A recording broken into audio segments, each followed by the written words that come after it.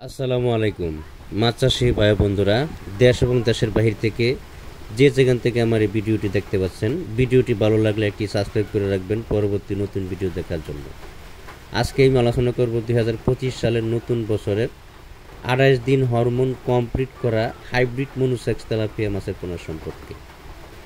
আপনারা একটা জিনিস লক্ষ্য করবেন যে বড় বড় বা নামি দামি যে কোম্পানিগুলো আছে, সিপিকন, মেগাকন বা প্রাইমকন, যে কোনো তেলাপিয়ার কোম্পানি বলেন, তারা কিন্তু আপনার এই হরমোনই ব্যবহার করে।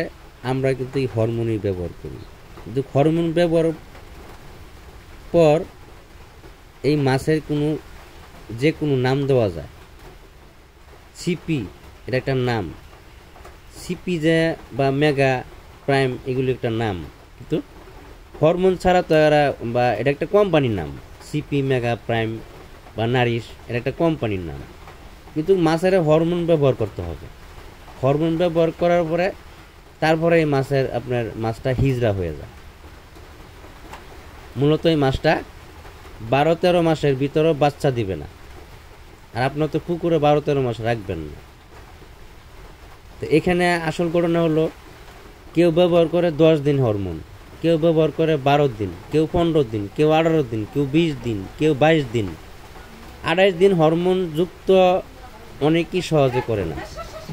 তো এই জিনিসগুলো আপনার বুঝতে হবে যে 28 দিন হরমোন যুক্ত যদি মনুসেক্স তেলাপিয়া মাছের পোনা সংগ্রহ করেন, আপনার হ্যাচারি সরাসরি পরিদর্শন করতে হবে। 2-4টা হ্যাচারি ঘুরবেন, কোন হ্যাচারির মাছ 28 দিন হরমোন কমপ্লিট করা আছে, এই বিষয়ে যাচাই বাছাই করে তারপরে মাছের পোনা সংগ্রহ করার চেষ্টা